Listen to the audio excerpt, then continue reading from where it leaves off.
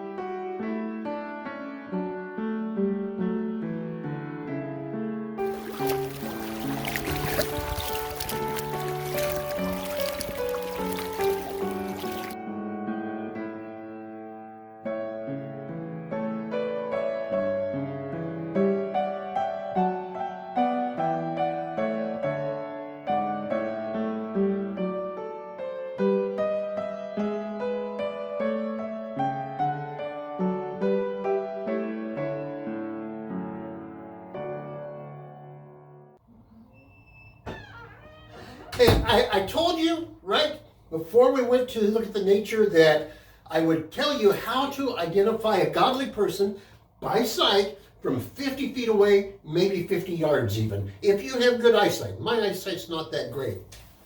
It's really quite easy. All you have to do is look for the gray hair. Seriously. I saw it on TV. So it can't be wrong.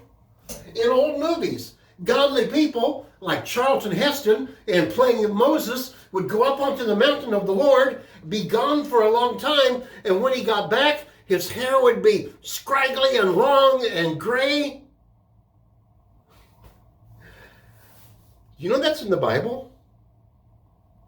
It is. We're going to look at it, but Proverbs chapter 16, verse 31 says something to the effect of that gray hair or silver hair or white hair is a mark of honor and found most often among the godly. So when the writers of Ten Commandments and old movies did that, they had a reason for doing it that way. It was a biblical reason. And let me share that a little bit, flesh it out a little more with you, okay? Here I am in the New King James Version. We've got several versions here in the office. This one just happened to be laying here. And it says in Proverbs chapter 16, verse 31, the silver-haired head is a crown of glory, if it is found most often among the righteous. Yeah, I have no idea why that's one of my favorite verses. When I was young, I'm not even sure I knew that verse was in there. But somehow, over the years, it just sort of grew on me. One of the things I like about that verse is that it's so ridiculous.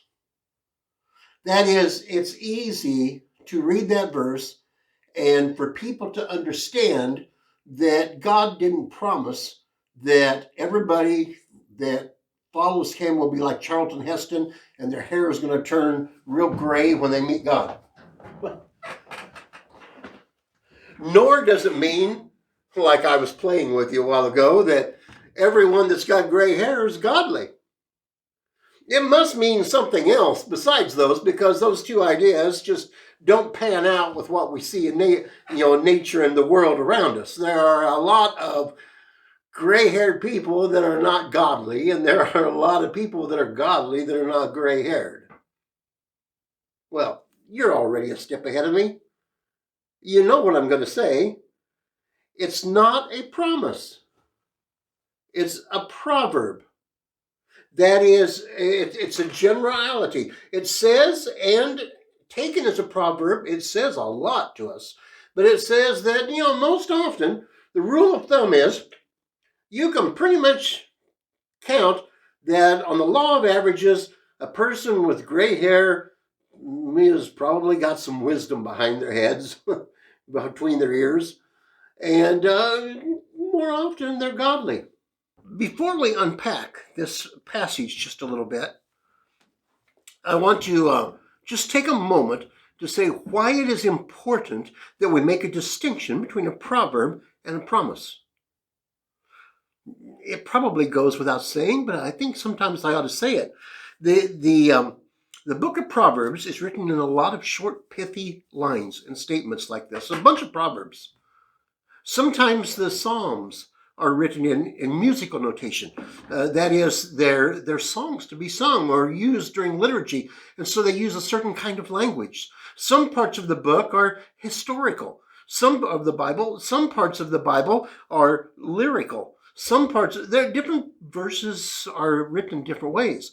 And we sometimes tend to just pick out, when I was a teenager and a new Christian, I would close my eyes and just pick out a verse and claim that verse as God speaking to me. And sometimes we do that, and sometimes we make a mistake, and we are sure God has promised us that if this would happen, then this would happen, when that's not the way the Bible was designed.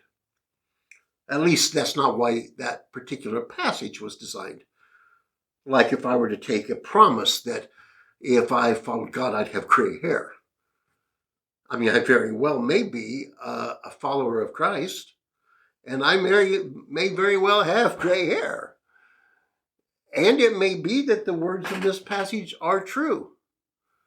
But that correlation, I may be linking too much together. I guess one way I've heard this kind of abused in Scripture is the idea that if you train up a young man in the way that he should go, when he's old, he won't depart from it.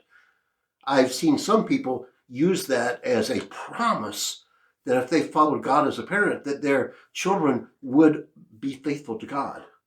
And I've seen other people use it as a weapon that would say if somebody's child is not faithful to God, it must mean they weren't very godly parents. There are a lot of places where we need to be very careful. Those may be very, very true, either one of those, but it's not guaranteed. So what does the proverb mean that gray hair is a mark of splendor and found most often among the godly? I can think of two things, okay?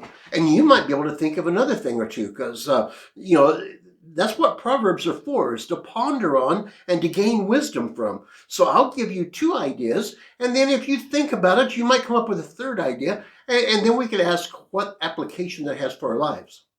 The first idea I can come up with is that godly people, we know the proverb says that the fear of the Lord is the beginning of all wisdom. It says that over and over and over through Proverbs in different sorts of ways, and that godly people should be a little more cautious, a little more rooted, a little wiser. And that people that are godly and a little wiser and are not as rowdy and that don't take as many risks and dangers and live life on the edge and maybe don't get caught in a lot of habits, that quite frankly, good odds are they're going to live longer. Okay, they might not live longer, but the odds are pretty much in their favor that they're going to live longer. Okay, I'm going to try another possibility. It could be that the longer we live and the more experiences we have and the more mistakes and good things we've done, the more we learn. Back in the years BA and BB, I used to like to do wood carving. Now, you may not know what BA and BB both mean. Now, you may refer to time as AD in the year of our Lord and BC before Christ. But some of us understand BA and BB. That is before arthritis and before bifocals. But back before arthritis and before bifocals, I used to like to wood carve. And I'd carve fancy little things, little people about so tall, little balls in cages and chains and little canoes to float and all sorts of things. It was fun. It was just relaxing. It took a while. And I want to tell you that over the first few years that I started wood carving, I have scars all over my hands. So down here and one on my leg right here and down over here and down over here.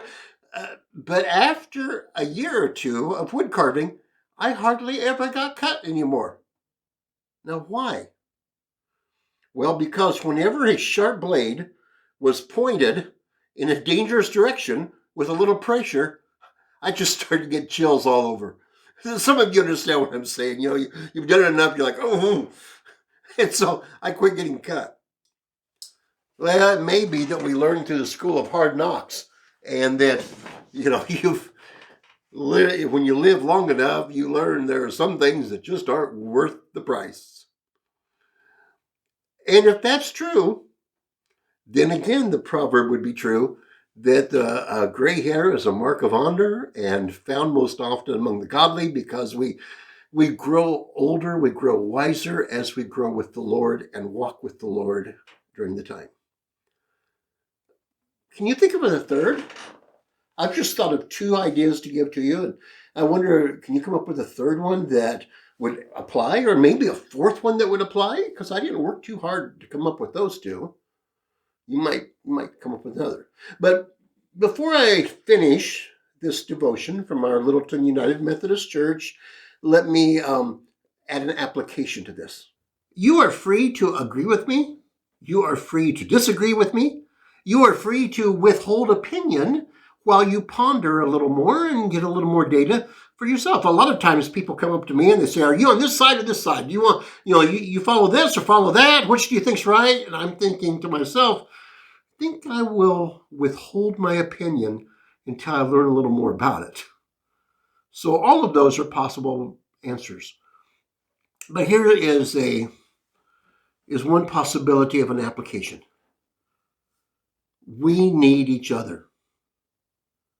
We who are now senior citizens need the enthusiasm, the joy, the excitement, the energy, the stamina of those that are younger.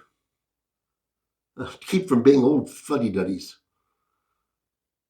And those that are younger, they really do need the stories, the experiences, the cautions, the warnings of those that are older. Many cultures honor their aged. We pulled this out of wisdom literature from the scriptures in the Old Testament, but we could go to wisdom literature from many cultures, and there would be something in there about honoring our elderly, honoring those that have the experience. We should not be segregated. Some of our churches are. Some of our churches, there's like no one over the age of 40, or hardly anyone. And some of our churches, there's hardly anyone under the age of 40. Some are designed for this particular group or that particular group. But sometimes we live in such a way that we really don't have much cross community with people that are a lot different than us. And the age gap between those that are like in their 20s today and those that are in their 80s today, believe me, they were raised in two different cultures and they can gain a lot from each other. So that could be one experience. Application is that gray hair is an honor. It speaks of a life that has been lived well and lived long, and it's found most often among those that are godly, that are wise, and that we should honor that. We should recognize that, and we should aspire to that also.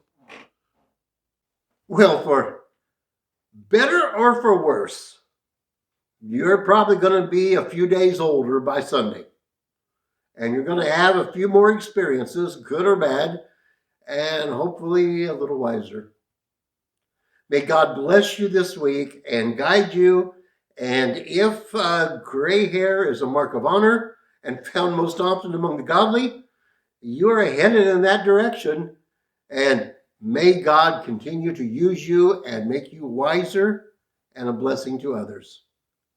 Until we come back on Sunday and meet again. God bless you.